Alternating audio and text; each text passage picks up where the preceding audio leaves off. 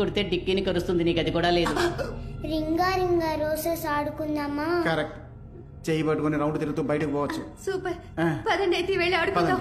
రండి. నేను ఇక్కడ ఉన్నాను. అయ్యో రండి.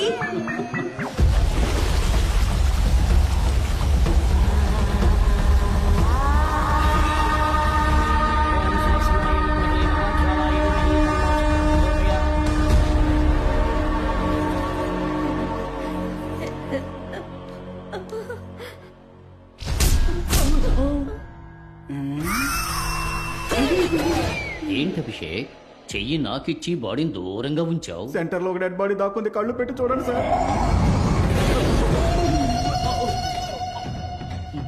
ఫస్ట్ టైం నా బాడీని దెయ్యం టచ్ చేసింది. నీ పెళ్ళం తప్ప అందరూ నీ బాడీని టచ్ చేస్తున్నారు కదా.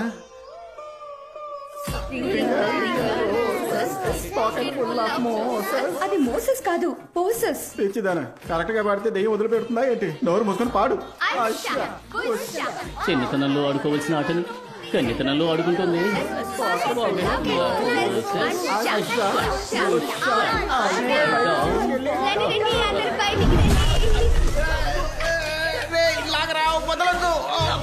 దాని త్వరగా లాగి బయట పాడేయండి. గడ్డి పరక నీటి పడినట్టు ఈజీగా చెప్తున్నావు. ఏమండి ఒక లాగు లాగండి, అది వచ్చేస్తుంది. ఆలోగా నాకు వచ్చేసేలా ఉంది. ఒసేయ్ ఒట్టి చేత ఏంటి పిల్ల చేతులు ఆడవేయాలని చూస్తున్నాను, లేదంటే చెయ్యేసి చేవలు కాస్తాను. నువ్వెప్పుడు ఇంత వెయిట్ అయ్యావు? బాస్ మేదకి దెయ్యం పడుకుని పోయింది అనుకుంటా. అయ్యో పడుకున్నది దెయ్యం కదరా నేను. ఇలాగే ఇంకాసేపు మీదే ఉంటే ఈడు మోహన్ నా వీపుకు టాటూలు అంటుకుపోద్ది. లేమ్మా.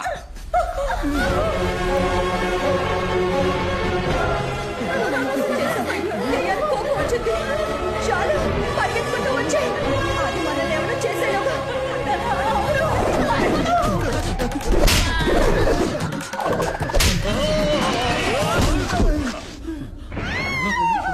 ఏదో ములగ చెట్టుని పీక అవతల పారేసింది. అది ములగ చెట్టు కదబ్బా, మర్రి చెట్టు. మా వదిన ఏంటమ్మా డబుల్ సౌండ్ వినిపిస్తుంది? ఇప్పటిదాకా ఒట్టి చేతితో కొట్టింది, ఇప్పుడు రెండు చేతులతో కొడుతుందేమో. అందరూ వచ్చేసారు. ఏడి మీ వాడు కనపడడం లేదు, అస్సలు సౌండే లేకుండా ఉంది. అని కొట్టక్కర్లేదు, ఊది పారేసి ఉంటుంది, అందుకే సౌండ్ వినబడలా. అదిగో చుంచెలుక 65 వస్తుంది. ఏదో బయటికే నేను మనిషిలాగున్నా, లోపల బాడీ పార్ట్లన్నీ తారుమారైపోయాయి. ఎందుకు ఇలా అందరినీ ఒకే చోట కూర్చోబెట్టింది? ఎవరు సోఫా తోస్తున్నారు? దాని దెయ్యం పని ఏంటి? మనకి ఏం ఆడదామని దాన్ని మోసం చేసాము, ఇప్పుడు అది మనతో ఆడుకుంటుంది. ఏంటి ఆట దిట్టంగా పోతుంది? మన అంతఃపురానికి మనల్ని టూరిస్టులు చేసి పని మనిషి దయ్యం అనుకుంటా. సోఫాని జరిపేసి నేలకి మోపేస్తుంది.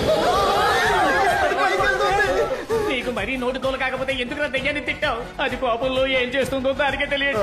మగాడు ఏడవకూడదు సార్. బ్రహ్మచారి గారే పోతున్నందుకు నాకు చాలా బాధగా సరే ఓ పని చేయండి, మీరు 10 నిమిషాలు దెయ్యాన్ని పర్మిషన్ అడిగితే వెళ్ళి ఫస్ట్ నేను పూర్తి చేసుకు రావచ్చు. ఒప్పుకుంటుందా? బాస్ ఓ పని చేయండి, దొంగిలించిన దాంట్లో 20% ఇస్తానని మీరు ఆ దెయ్యంతో బేరం మాట్లాడండి, అది మనల్ని మాత్రమే వదిలేస్తుంది. దెయ్యం మేడం నాకు దొరికే 10 కిలోలో నీకు 20% ఇస్తాను, నన్ను వదిలే. అయ్యో వీడి నచ్చలేదనుకుంటా. పోనీ 30% ఇస్తాను. ఓకే, నీకు వద్దు నాకు వద్దు, ఇద్దరు 50-50 తీసుకుందాం. దేనికి పంచుతున్నావురా? మీకెవరికి తెలియని ఒక నిజం చెప్తాను, నా బ్యాగ్ ఒకటి ఇక్కడ ఇరుక్కుపోయింది. ఏంటి బాబు అది? 10 కిలోల బంగారం. అది ఇక్కడికి ఎలా వచ్చింది? 4 రోజుల ముందు నగల బ్యాగ్ లో పెట్టి ఇక్కడ తీసుకొచ్చి పారేసా. దాంట్లో బంగారం లేదురా, దోశ పిండే ఉంది. నేనే దోశలు వేసుకుని తిన్నాను. దోశ పిండ? 10 కిలోల దోశ పిండి కోసం ఆ దెయ్యం పిచ్చ కొట్టుడు కొట్టినా తట్టుకున్నాను. అయ్యో దెయ్యం గేమ్ ఇంకా పూర్తి కాలేదనుకుంటా. ఈ ఇంట్లో బంగారం లేదని తెలిసాక ఇంకా ఎందుకు ఇంట్లో ఉండడం? తాడో పేడో ఆ దెయ్యంతో తెచ్చుకుంటా. తప్పుగా కరెక్ట్, ఏదో ఒకటి తీసుకుపోవాలిగా. టేప్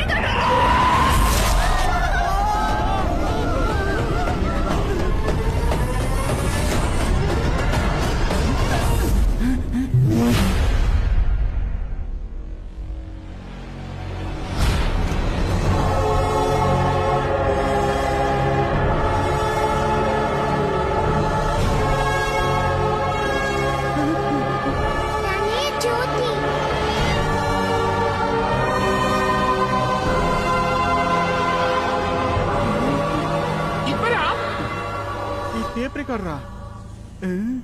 ఇవ్వరా ఇచ్చేవో చస్తావు. వామ్మో, నువ్వు దెయ్యం కంటే ఎక్కువగా భయపెడుతున్నావు. ఇప్పుడు అది ఇస్తావా లేదా? తెలియకుండా ఒక మంచి పని చేసావు. దాన్ని బయటికి రప్పించడానికి ఒక్కటే దారి. ఆ టేప్ రికార్డర్ లో వాళ్ళ అమ్మ వాయిస్ ఉంది. ఇటివ్వు. ఏం బాస్, ఈ డబ్బాల నుంచి పాటే బయటికి రాదు, మరి దెయ్యాన్ని ఎలా బయటికి రప్పిస్తావు? ఏయ్, ఒక డబ్బా సెట్ కోసం ఎందుకు మా ప్రాణాలు తెస్తావు? దానికి ఏం కావాలంటే అది ఇచ్చి చావరా. రేయ్, మనందరి ప్రాణాలు నీ చేతుల్లోనే ఉన్నాయి. అది ఇవ్వు. ఇలా మనిషికో మాట మాట్లాడకండి. సాబుత్రి వేస్తాను, అందులో ఎవరు గెలుస్తారో వాళ్ళకి ఇచ్చేస్తాను. సరేనా? ఓకేనా అమ్మా?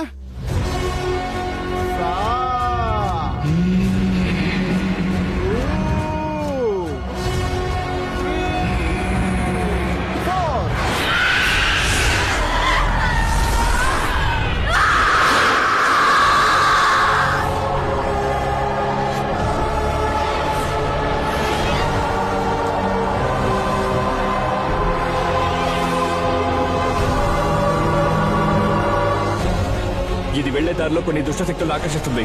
జాగ్రత్త.